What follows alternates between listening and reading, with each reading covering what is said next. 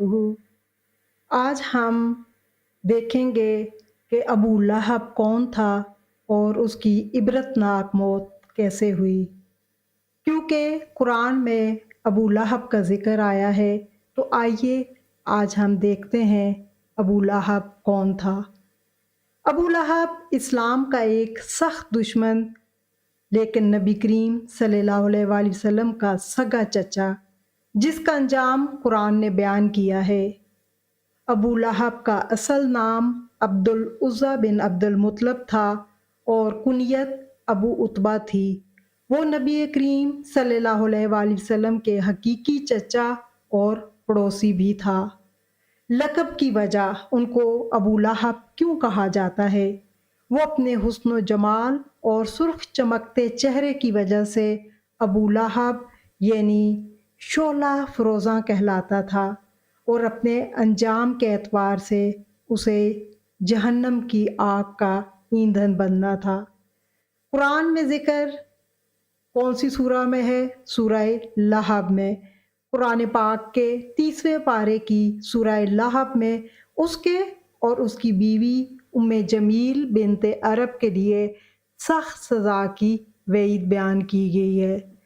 قرآن پاک نے اس کے اصلی نام کی بجائے لہب یعنی شعلے سے ہی پکارا ہے۔ یہ اس بات کی علامت ہے کہ وہ دنیا میں بھی آگ کی طرح بھڑکتا رہا اور آخرت میں بھی آگ کا ایندھن بنا۔ ابو لہب اور خاندان رسول صلی اللہ علیہ وآلہ وسلم، اسلام سے پہلے وہ نبی کریم صلی اللہ علیہ وآلہ وسلم سے رشتہ داری پر فخر کرتا تھا، مگر بعد میں سب سے بڑا دشمن بن گیا۔ اسلام سے پہلے آپ سے رشتہ داری پر فخر کرتا اور بہت قریبی تعلق رکھتا تھا، یہاں تک کہ اپنے 2 بیٹوں عتبہ اور عتیبہ کا نکاح حضور صلی اللہ علیہ وآلہ وسلم کی 2 صاحبزادیاں حضرت رقیہ اور حضرت ام کلثوم رضی اللہ تعالیٰ عنہا سے کیا، لیکن رخصتی نہیں ہوئی تھی۔ اس نے اپنی دشمنی کا اظہار اس طرح سے کیا کہ اعلان نبوت کے بعد اپنے دونوں بیٹوں سے زبردستی طلاق دلوا دی اور حضرت صلی اللہ علیہ وآلہ وسلم کے خون کا پیاسا ہو گیا۔ تاریخ گواہ ہے کہ خانوادہ رسول صلی اللہ علیہ وآلہ وسلم اور ان کے جانثاروں پر سب سے زیادہ تشدد ابو لہب اور اس کی بیوی نے کیا۔ ابو لہب کی دشمنی کے اصول بھی عجیب تھے۔ ابو لہب کی دشمنی محض ذاتی نہ تھی، بلکہ وہ اسلام کے خلاف ایک منظم محاذ کا حصہ تھا۔ قریبی رشتہ داری کا اس نے غلط استعمال کیا۔ چچا ہونے کی حیثیت سے نبی کریم صلی اللہ علیہ وآلہ وسلم کے قریب رہ کر انہیں نقصان پہنچانے کی کوشش کرتا رہا۔ اپنے اثر و رسوخ سے مسلمانوں کو معاشی اور سماجی تکالیف پہنچانے کی کوشش کی۔ اس کی بیوی جو کہ ام جمیل کہلاتی تھی، وہ اس کی شریک کار تھی اور ہمیشہ نبی کریم صلی اللہ علیہ وآلہ وسلم کے راستے میں کانٹے بچھاتی تھی۔ ابو لہب غزوہ بدر اس کے لیے تاریخ کا ایک اہم موڑ ثابت ہوا، کیونکہ ابو لہب اپنی بیماری یا کسی اور وجہ سے غزوہ بدر میں شریک نہ ہو سکا تھا۔ اس کے وہم و گمان میں بھی نہ تھا کہ قریش کو ایسی شرمناک شکست ہوگی جس کی مثال عرب کی تاریخ میں نہ ملے گی۔ ابو لہب جب غزوہ بدر میں شریک نہ ہو سکا تو اس نے اپنی جگہ کسی اور کو روانہ کیا۔ قریش کے نامور اور تجربے کار جنگجو لڑائی سے نا آشنا انصار اور مٹھی بھر مجاہدین سے ایسی عبرتناک شکست کھائے جس کی عرب تاریخ میں کوئی مثال نہیں ملتی۔ ابو لہب نے ابو سفیان کے ذریعے اعلان کروا دیا کہ کسی بھی گھر سے رونے پیٹنے یا ماتم کی آواز نہ آئے تاکہ بدنامی کم ہو۔ پورے جزیرہ عرب میں قریش کی اس بدترین شکست سے ہونے والی بدنامی اور بے عزتی کو ابو لہب برداشت نہ کر سکا۔ انتقام کے شعلوں نے اس کے جسم میں طاعون کی گٹھلیوں کی شکل اختیار کر لی اور بدر کی جنگ کو ابھی 7 روز ہی ہوئے تھے کہ اسلام کا یہ دشمن اپنے انجام کو پہنچا۔ بدر کی شکست کے صرف 7 روز بعد ابو لہب ہلاک ہو گیا، کیونکہ انتقام کی آگ نے اس کے جسم میں طاعون کی گٹھلیوں کی شکل اختیار کر لی۔ شدید بدبو کے باعث سب نے اسے زندگی میں ہی تنہا چھوڑ دیا۔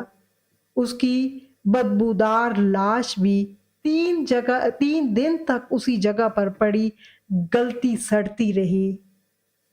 شدید بدبو کے باعث بیٹوں اور عزیزوں نے بھی اسے زندگی میں ہی تنہا چھوڑ دیا تھا، اس ڈر سے کہ کہیں انہیں بھی وہ بیماری نہ لگ جائے۔ اور مرنے کے بعد بھی کہا جاتا ہے کہ اس کی لاش 3 دن تک اسی جگہ پڑی ہوئی سڑتی رہی اور کوئی قریب جانے کو تیار نہ ہوتا تھا۔ جب علاقے میں تعفن پھیل گیا تو لوگوں نے اس کے بیٹوں کو برا بھلا کہنا شروع کیا۔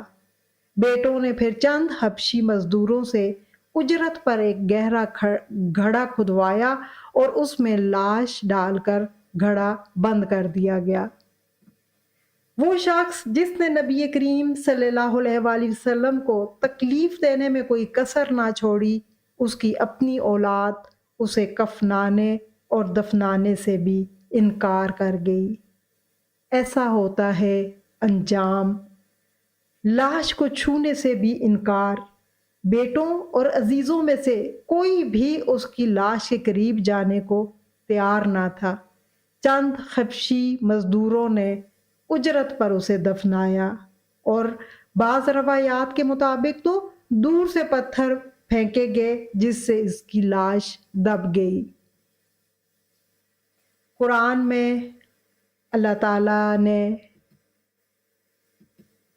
سورہ لہب کے ذریعے جو پیغام دیا، سورہ لہب میں اللہ تعالیٰ کہتے ہیں تبت یدا ابی لہب، ٹوٹ گئے ابو لہب کے دونوں ہاتھ اور وہ تباہ ہو گیا۔ یہ وعید قرآن نے اس کی زندگی میں سنائی اور وہ پوری ہو کر رہی۔ اور اس کی بیوی بھی جو کہ ام جمیل بنت عرب، جو آپ صلی اللہ علیہ وسلم کے راستے میں کانٹے بچھاتی تھی، قرآن نے اسے بھی کہا حمالۃ الحطب، کہ لکڑیاں اٹھانے والی، لکڑیاں ڈھونے والی۔ یہ صورت اس وقت نازل ہوئی تھی جب ابو لہب زندہ تھا اور اللہ نے پہلے سے بتا دیا کہ وہ کبھی ایمان نہیں لائے گا، اور ایسا ہی ہوا۔ اللہ کے نبی صلی اللہ علیہ وآلہ وسلم کی مخالفت کرنے والے کا یہی انجام ہوتا ہے، دنیا میں ذلت اور آخرت میں آگ۔ جو اللہ کے نبی کا دشمن بنا، اللہ نے اس کی دنیا اور آخرت دونوں برباد کر دی۔ یہ واقعہ تاریخ کے صفحات پر ہمیشہ کے لیے محفوظ ہے تاکہ آنے والی نسلیں عبرت حاصل کریں کہ جو بھی لوگ اللہ کے نبی کی مخالفت کریں گے، اللہ کے پیغمبر کے حکم نہیں مانیں گے، وہ دونوں جہانوں میں ذلیل و خوار ہوتے ہیں۔ اور قطع رحمی کا نتیجہ کیا ہوتا ہے؟ ابو لہب نے اپنے ہی بھتیجے اور خاندان کے ساتھ دشمنی کی، آخر اس کی اولاد نے اسے دفنانے سے بھی انکار کر دیا۔ تکبر کا انجام ایسا ہی ہوتا ہے۔ قریش کی طاقت اور شوکت پر تکبر کرنے والا بدر کی شکست کا صدمہ برداشت نہ کر سکا اور ذلت سے مرا۔ اللہ کا عدل، جس نے مسلمانوں کو تکلیف دی، اللہ نے اسے اس دنیا میں بھی عبرتناک سزا دی۔ خلاصہ کلام، ابو لہب کی کہانی اللہ کی قدرت اور اس کے عدل کی ایک روشن مثال ہے۔ قرآن نے اس کا ذکر قیامت تک کے لیے محفوظ کر دیا۔ بدر کی جنگ کو 7 روز ہی ہوئے تھے کہ اسلام کا دشمن اپنے انجام کو پہنچا اور اس کی بدبودار لاش 3 دن تک پڑی سڑتی رہی اور کوئی قریب جانے